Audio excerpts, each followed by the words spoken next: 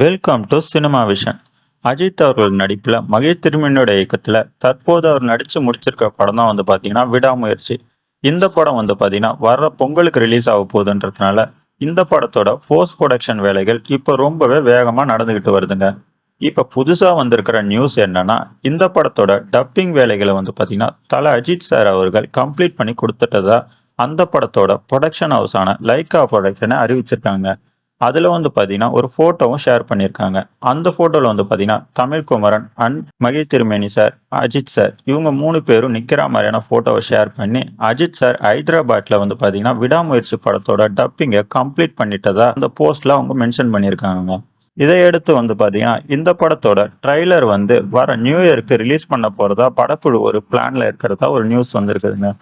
கண்டிப்பா பாத்தீங்கன்னா, இன்னும் ஓரிரு நாட்கள்ல அத பத்தின அபிஷியல் அனௌன்ஸ்மெண்ட் வரும்னு நம்ம எதிர்பார்க்கலாம்.